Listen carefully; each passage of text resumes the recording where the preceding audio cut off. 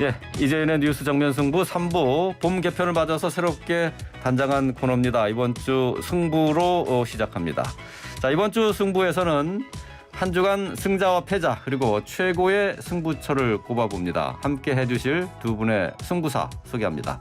네, 배종찬 인사이트 K 연구소장 나오셨습니다. 안녕하십니까? 안녕하십니까? 예, 또 홍영식 한길 리서치 소장 함께하셨습니다. 안녕하세요. 예, 안녕하세요. 예. 자, 이 새롭게 단장한 코너가 이번 주 승부입니다. 이 승부와 관련돼 있는 얘기를 하는 거기 때문에 두 분도 과연 승부사 기질이 있는 건지 궁금한데 말이죠. 네. 어떻습니까? 저도 없는 줄 알았는데 예. 저는 이제 남자들이 군대 이야기하는 거 싫어하시는 분들은 많은데 재밌는 이야기를 해드리겠습니다. 네. 군대에 있는데 씨름 대회가 있는 거예요. 네네. 근데 제가 또 묘하게도 이만기 씨와 강호동 씨의 같은 고향이거든요. 그러니까 고향만 보고 너 예. 씨름 잘해 나가. 그런데 묘한 게 저도 한 번도 씨름을 배워본 적이 없는데 나가니까 잘 되더라고요. 그래요. 그래서 정말 이게 신기할 정도로 연파를 하면서 네. 결승전까지 가서 제가 장사가 됐습니다. 근데 군대 있을 때 체격도 지금 체격이에요? 군대 있을 땐 더 나갔죠. 더 나갔어요? 네네, 빵도 많이 먹고 그래요? 치즈도 먹고 밤새 먹고 라면 5개씩 먹고 이랬는데 예. 어제 깜짝 놀랐습니다. 이게 같은 고향이라는 게 씨름에 전기가 있나. 네, 그러면서 제가 모래를 막 집어서 던지기도 했죠. 강호동처럼. 승리 세레모니 할 때? 네네네. 그러니까 계속 이기고 싶더라고요. 한 번 이기니까. 예, 그렇군요. 예, 어떻습니까? 홍 소장님은? 글쎄요, 저도 그런 승부사적 기질이 있었다 판단은 잘 못하겠는데 네. 저는 교직에 있었거든요. 교직에 있을 때를 생각하면은 제가 이 여의도 판이 만만치가 않는 판인데 여기서 한 30년 버티고 나니까 결과론적으로는 없지는 않다 이렇게 보여져요. 인생의 승부를 한번 걸어주셨군요. 네. 그러시군요. 예. 알겠습니다. 자, 그러면은 본론으로 들어가서 네. 좀 살펴보도록 하겠습니다. 흔히 정치판에서는 영원한 승자 또 영원한 패자도 없다고 하지만은 자, 승부처마다 탁월한 결단이 돋보이는 순간이 있고요. 또 반면에 후회가 남는 아쉬운 순간들이 있게 마련이죠. 자, 이번 주 누구의 결단이 돋보였는지 자, 먼저 배종찬 소장님부터 이번 주 승자가 누군지 좀 꼽아주시겠어요? 저는 세 사람을 꼽았습니다. 유승민, 김동연, 김은혜. 그러니까 정치인이죠. 지방선거에 지금 출사표를 쓴 세 사람을 꼽았습니다. 경기도지사 선거 예비 후보들이네요. 예. 네. 그래서 제가 선정한 이유는 유승민 전 의원도 사실상 대선 경선에서 패배하면서 좀 꺼져가는 불이 되고 있었잖아요. 네네네. 그런데 다시 경기지사 유승민 이러면서 다시 불이 살아나는. 저는 꺼진 불도 다시 보자. 예. 그러니까 가라앉고 있었던 불이 다시 재점화가 됐기 때문에 성자로 그러면서 주목을 받고 우리 또 YTN 라디오에도 출연을 하시더라고요. 그걸 그렇죠. 보면 좀 승자가 아닌가. 또 앞으로 더 결과를 지켜봐야 되겠지만 지금 이 순간에 또 김동연 전 부총리도 대선에서 지지율이 너무 미미했거든요. 그리고 막판에 이제 단일화 하면서 사실상 완주를 못한 셈인데 그럼 김동연 전 부총리도 끝난 건가? 근데 끝날 때까지 끝난 게 아니죠. 다시 경기지사 후보 그렇죠. 또 명심을 얻고 있다. 이런 이야기를 하고 있고 또 김은혜 의원은 초선 의원이 경기지사 어떻게 될까? 그런데 윤심이 김은혜 의원 쪽으로 가는 거 아닌가? 이런 또 주목을 받으면서 저는 상당히 작은 불이 큰 불이 되는 말 그대로 지금 현 시점에서 성자로 꼽아봤습니다. 예, 그러시군요. 자, 홍영식 소장님은 어떻습니까? 배종찬 소장의 선택. 저도 동의합니다. 개인적으로 봐서는 이 세 사람은 승부수를 잘 던졌습니다. 정치라는 것은 타이밍에 한번 승부수를 던지게끔 돼가 있는데 세 인물 다 이번 재보궐선거에서는 아주 승부수를 잘 던졌다 이렇게 보여져요. 특히 김동연 같은 경우는 경기도에 나올 거라고 예상이 되었고 그렇죠. 그러니까 그는 그럼에도 불구하고 잘 던졌습니다만은 사실 일반인들이 생각하기에는 유승민 같은 경우 TK니까 TK에서 대구시장 이렇게 할 것이지. 그런데 제가 알기로 유승민 의원이 이번에 이제 전 의원의 경우는 애당초 옛날부터 대구에 출마하라는 이야기가 많이 있었어요. 네. 저거 고향이 대구니까 잘 알죠. 아, 그렇군요. 예, 예. 그런데 그때마다 계속 반대를 했어요. 자기가 출마하지 않겠다. 네. 대구 경북이라는 지역의 특성이 뭐가면은 거기에서 단체장을 하고서 전국에 나오기는 참 어렵습니다. 거기는 이 서열 나이 차이를 따라서 차례차례 이렇게 가다 보니까 거기서 도배기는 이 시장을 하려고 하면은 이미 정치 끝날 나이쯤 돼요. 그래요? 옛날에 권오을 의원이라고 있습니다. 유명한 이야기가 있죠. 옛날 경북도지사 출마할 때 했던 이야기가 있습니다. 자기가 경북도지사 출마를 딱 하는데 그 지역의 정치인들이 하나같이 하는 이야기가 그때 아마 40대쯤 됐을 거예요. 네. 왜 권 의원은 벌써 경북도지사 하려고 하느냐. 천천히 나중에 해도 되는데. 그런데 그때 권오을 의원이 했던 이야기가 있습니다. 내 꿈이 도지사가 아니고 도지사를 하고 그다음 대권을 한번 도전해 보고 싶은데 여기에서는 이런 분위기다 하면서 굉장히 한숨을 쉬었던 기억이 나요. 대구 경북의 분위기가 그렇다 보니까 거기에서 그런 캐리어를 쌓아서 도전하는 건 쉽지가 않는 면이 있었습니다. 어떻게 생각하면은 뭐 박근혜 대통령의 관계 때문에 그런 부분이 있다고 생각하지만은 유승민 의원의 경우는 어떤 그런 지역의 어떤 지형을 보고서 사실 자기 정치 기반이 있는 경기도에 쉽지 않는 도전인데 과감하게 잘 던졌다고 봅니다. 김은혜 의원도 사실은 전번 대선 때도 상당히 그 득표하고는 상관없이 선전했었거든요. 그것을 한 번 더 업을 시킬 수 있는 상당히 좋은 기회를 적시에 잘 잡았다고 봐요. 네. 정치에서 중요한 길목에서 큰 선택을 했다 그런 말씀이신데 말이죠. 네. 자, 그러면은 이번 주 패자도 좀 살펴보도록 하죠. 배종찬 소장님. 네, 저는 다선 의원들로 했습니다. 다선 의원들. 네, 그러니까 이제 이것도 마찬가지로 경기도 지역인데, 네. 그러니까 김동연 전 부총리가 주목받고 또 유승민 전 의원이 주목받는 상황인데, 그러니까 여야 할 것 없이 더불어민주당이나 국민의힘 다선 의원들도 욕심이 있었거든요. 그러니까 지금 안민석 의원은 5선이고 조정식 의원도 더불어민주당 5선인데, 심지어는 조정식 의원은 그런 이야기를 했습니다. 이재명 상임 고문이 제 깐부예요. 이렇게 이야기를 하면서 이른바 친 이재명 누가 더 가깝느냐 이렇게 막 경쟁 앞다투어서 이제 내가 더 가깝다. 안민석 의원도 그렇게 얘기를 하죠.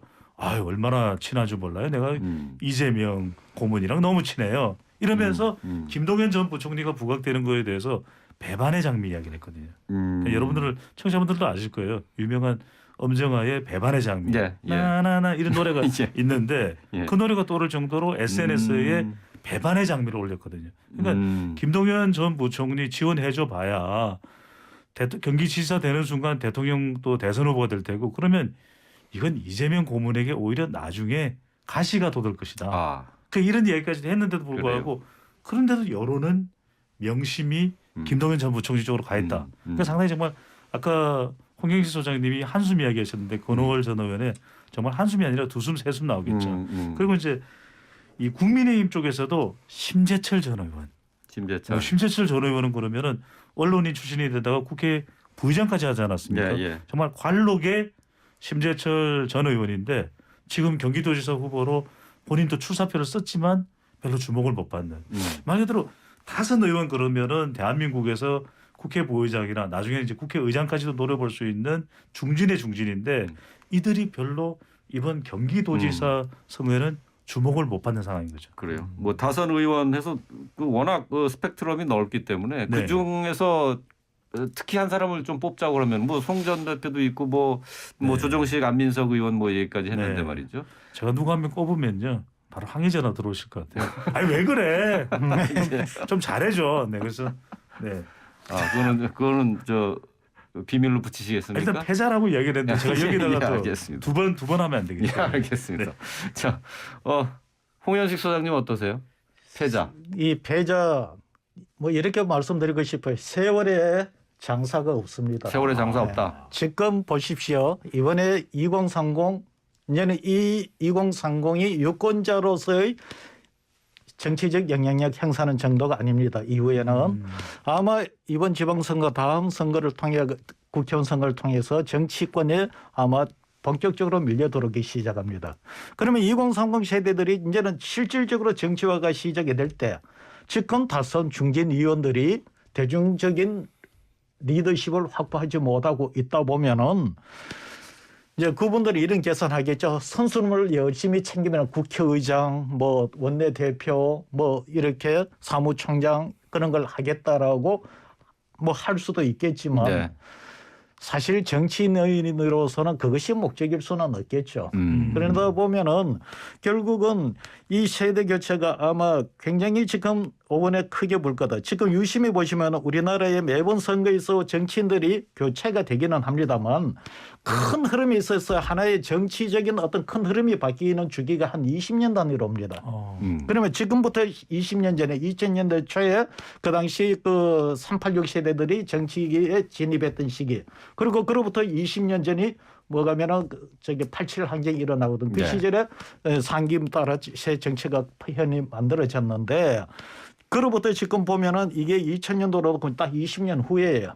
그러면 지금 누구냐? 2030 중심으로 해서 이 세력들이 정치 세력화하고 들어올 기세인데 여기에서 중진들이 선수만 확보를 하고 대중성을 확보를 못하고 국민의 리더로서 자리매김을 못한다면 이 사람들은 위기 상황이 될 수밖에 없는 거고 이러다 보면 잘못하면 정치 말년에 선수 열심히 섰고 정치적 패자가 될 수가 있죠. 네, 그 세월의 장사 없다. 그러니까 지금 뭐 정치를 하고 있는 다선 의원들이 아마 홍 소장님의 얘기이신 것 같은데, 그러니까 계속해서 정치를 해온 분들이 이제 세대 교체 그 순간에 와 있다 그런 얘기네요. 그러니까 지금 근데 이번에 그 후보자들 보면은 올드보이가 좀 많다 뭐 그런 네, 지적이잖아요.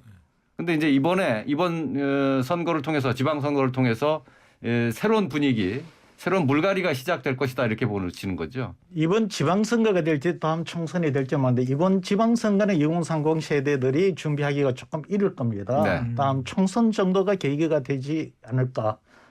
다음 총선까지. 네. 예, 알겠습니다. 자, 그 대구시장 선거 얘기가 나온 김에 뭐 이 얘기도 좀 한번 해봐야 될 것 같은데 말이죠. 지금 이제 박근혜 전 대통령이 유영하 변호사의 이제 네. 후원 영상도 내보냈어요. 자, 이러면서 이게 그 박심의 영향력 이게 실제로 네. 그게 있는 건지 영향력을 발휘할 것인지 여기에 대한 그 궁금증이 있어요. 있을 겁니다. 그만큼 또 박근혜 전 대통령이 대구 지역에서의 영향력은 무시 못할 정도겠죠. 하지만 특정 후보자를 당선시킬 정도인가 이건 좀 더 꼼꼼히 따져봐야 될 것 같아요. 그러니까 박 전 대통령이 이 탄핵으로 물러나고 난 이후에 오랜 수감 생활을 통해서 이제 사면되지 않았습니까? 네. 그래서 이제 달성군에서도 대대적인 환영도 하고 이런 분명히 지역적 영향은 있을 겁니다. 근데 홍준표 의원도 만만치가 않거든요. 대선 후보였고 그리고 대구에서의 인지도나 영향력도 상당한 데다가 경남지사까지 역임했으니까 광역단체 경영 능력까지도 갖추고 있거든요. 네. 그래서 저는 박근혜 전 대통령의 선거 영향력 여전히 선거 여왕다운 면모까지 회복되기는 쉽지 않을 겁니다. 지금은 네. 현역이 아니니까. 예, 그렇다면 예. 적어도 그 영향을 무시할 수는 없다. 하지만 당선까지야. 특정 후보를 당선시킬 정도까지인지는 잘 모르겠고 특히 이제 60대와 보수 성향이 강한 대구 지역 유권자들한테 영향을 미치겠죠. 특히 달성군을 중심으로. 그렇지만 그것이 유영하 변호사를 단숨에 당선시키기에는 조금 벅차지 않을까라는 생각은 듭니다. 홍 소장님 어떻습니까? 뭐 대구 예. 경북의 그 선거판 그 민심에 대해서는 잘 알고 계신 것 같은데 말이죠. 뭐 많이는 아니어도요. 일단 대구 경북 지역에 대구시만 놓고 봅시다. 예, 이번에 예. 유영하 변호사가 출마하긴 했으니까 유영하 변호사의 후원회장을 맡기로 이렇게 됐고 뭐 오늘 동영상 네. 보낸다라고 이렇게 했습니다. 그러니까 이 지금 박근혜 전 대통령의 영향력이 진공 상태에서 놓고 볼 때 어떠냐라고 보는 것하고 달리 현재 후보구도 지금 이제 뭐 다른 후보도 있지만은 홍준표, 김재원, 그다음에 유영하 이런 세 사람 관계 역관계에서 놓고 보면은 이번 후보 구도가 정치적 영향력이 진공 상태에서 영향력보다는 좀 더 크게 나타날 수 있는 구조가 되어 있다. 사실 좀 더 크게 유영하 나타날 수 있다는 거는 뭐 박심의 예. 영향이 그만큼 일단 그거 자체가 뭐가면 유영하 변호사가 대구에 출마할 인물이 아니죠. 대구는 아무런 연고가 없는 거예요. 그럼에도 불구하고 왜 대구의 유영아 변호사를 출마를 어떻게 보면 출마했다기보다도 출마시켰다. 이 말이 맞을 정도로 왜 출마를 시켰는가. 이것은 아직은 뭐 좀 더 지켜봐야 되겠지만은 내가 볼 때는 이것이 유영아 변호사의 뜻만 100%라고 보기는 좀 어렵지 않냐는 거죠. 그렇다면은 아까 이야기했던 그 세 사람 관계에 대해서 네. 박근혜 대통령의 어떤 판단이 거기에 있을 거라는 거죠. 그런데 이제 아까 우리 배 소장이 이야기했듯이 이것이 어떤 정도로 어떤 성격일 것인가. 네. 저도 그 부분에 대해서는 배 소장님 의견에 저도 동의를 합니다. 분명한 거는 뭐가면은 이 현재 박 대통령의 전 대통령의 어떤 처지 거기에 대한 연민 이런 것이 분명히 표출이 되어서 네. 작동은 할 텐데 이것이 당락에 끝에 갈 것인지에 대해서는 잘 모르겠고 아마 다음 주에 여론조사가 나올 거예요. 네. 유영아가 들어간 이런 여론조사가 나오면은 어느 정도 나타날 텐데. 근데 이번에 제가 알기로 대구시장 선거 후보 확정이 한 10일 후 뭐 얼마 안 남았더라고요. 네. 그래서 예. 시간이 많이 짧을 것 같습니다. 후보를 알리기에는 조금 짧을 수도 있다. 그러니까 유영아 변호사가 좀 더 정치적인 경륜이 대구 지역에 지역 기반이 있다면 또 다른 이야기가 될 수도 있는 것이거든요. 적어도 뭐 대구에서 TK 지역에서 한 3선 정도 또 지역 영향력이 있다면 거기에 박근혜 전 대통령이 후원회장이다. 유영아 변호사는요. 이건 영향력이 있을 텐데 지금 워낙 대구에 개인적 기반이 없는 거 유영아 변호사 스스로 네. 저는 이 부분이 상당히 부담이 될 거예요. 네. 어쨌든 뭐 지금 지방선거를 앞두고 국민의힘 또 더불어민주당 모두 이제 후보 선택을 놓고 고민을 거듭하고 있고 많은 또 잡음과 논란을 일으키고 있는데 말이죠. 네. 자, 여야 가운데 지금 준비 작업 누가 더 잘 하고 있다고 생각하십니까, 홍 소장님? 제가 보건대는 이제 경기도만 이야기하는 게 아니고요. 전체적으로 아마 우리가 이제 전체로 봤을 때 제가 볼 때는 이 경기도는 뭐 지금 누가 이제 출마 선언했으니 누가 잘하고 또 이야기할 수는 없는 거고 지금 서울이 쟁점이에요. 서울이 여기에 되고 민주당 후보가 누가 되느냐라는 거죠. 민주당 후보가 누가 되느냐는 거고 저희들도 조사를 4일 5일 날 조사를 했었습니다만은 만만치가 않는 구조예요. 그래서 내가 보건대는 민주당에서 지금 볼 때는 이 정치판이라는 거는요. 누가 이렇게 상을 차려주는 거 기다리는 것보다도 네. 먼저 차지하는 게 주인이에요. 네. 그렇게 놓고 본다면은 민주당의 경우는 지금 후보를 누가 맞느냐 문제인데 먼저 나선 사람 나는 잘하는 사람이라고 봐요.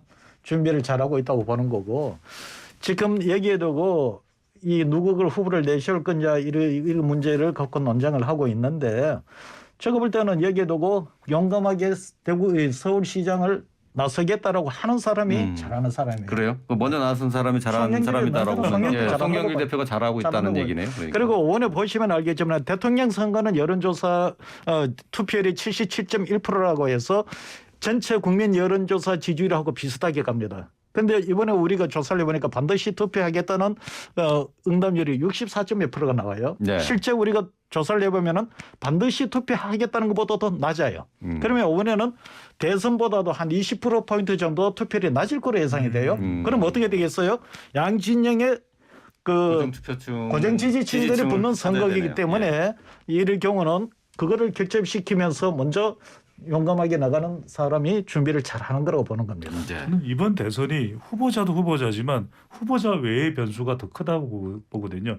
왜냐하면 이제 6월 1일이면은 윤석열 새 정부가 시작한 지 한 20여일 후쯤에 이제 실시되는 선거이기 때문에 국정 안정이냐 정권 견제냐 대체적으로 임기 시작한 지 얼마 안 되면 국정 안정 쪽에 힘이 실리는데 과연 그럴까? 근데 지금 대선이 끝나고 난 이후인데도 완전히 그냥 전쟁이 벌어지고 있거든요. 네. 여야 간에. 네. 또 서로 간에 충돌도 있고 갈등도 있고. 그래서 저는 대통령 지지율이 참 중요할 것 같아요. 윤석열 대통령의 지지율이 5월 말 시점에 55%를 넘어가느냐 네. 아니면은 50% 미만이냐 이 부분도 여야 간에 왜냐하면 여당 후보는 6월 1일 기준으로는 여당은 국민의힘이기 때문에 대통령 마케팅을 할 텐데 지지율이 높아야 되거든요. 네. 이거 중요할 것 같고 특히 이번 대선은 정말 공천을 얼마나 잘하느냐 권리당원이 또 국민 여론조사가 포함될 텐데 승리할 수 있는 후보를 공천해. 특히 이제 경기도가 중요한 것이 네. 경기도를 이기면 다 이긴 선거고 네. 경기도를 지면 다 진 선거다는 얘기를 하는데 이번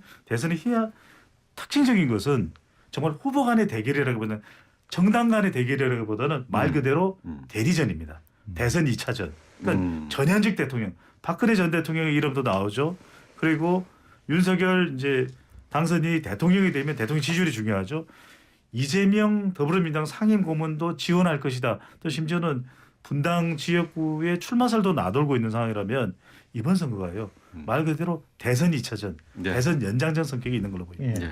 전적으로 동의합니다. 리턴 매치. 리턴 매치다. 이거는 예. 리턴 매치고 실제 우리가 조사를 해보면 원래 어느 대선 때고 간에 대선에 승리했는 정당 지지율이 굉장히 높게 나옵니다. 그런데 보통 어느 선거 간에 후보가 얻었는 표를 100으로 계산할 때 정당 지지표, 고정표가 한 70을 차지하고 나머지 인물이 모은 표가 저는 30이라고 봐요. 그런데 대선이 끝나고 나면은 운동장에 기울어져 버려요. 예, 대선 승리에 있는 정당이 압도적으로 앞서는데. 근데 이번 대선 이후의 특징이 뭐가면은 정당의 지지율이 거의 비슷하거나 때에 따라서는 민주당이 더 높은 지지율도 나온단 말입니다. 그러면 뭐가면 운동장은 지금 평평하다. 그러면은 결국 뭐냐? 배 소장님이 이야기했듯이 인물인 거예요. 누구를 후보로 내세울 것이냐가 굉장히 중요한 겁니다. 예. 그러다 보니까 제가 볼 때는 민주당에 되고 이 경선 룰의 논쟁의 이야기가 나옵니다. 예, 알겠습니다. 국민 경선으로 해야 되지 않느냐 뭐 예. 그런 이야기 나오는 거죠. 뭐 두 분 다 똑같이 이번 지방선거에서 최대 승부처는 경기도인데 네. 어쨌든 지지층을 누가 잘 결집하고 또 후보를 누가 잘 내세우느냐 여기에 선거 당락이 결정이 된다. 그런 얘기가 되겠네요. 자, 오늘 본개편말에서 새롭게 시작한 코너 이번 주 승부 여기서 줄이도록 하겠습니다. 함께 해주신 배종찬 인사이트 K 소장 또 홍영식 한길리서치 소장 고맙습니다. 감사합니다. 감사합니다.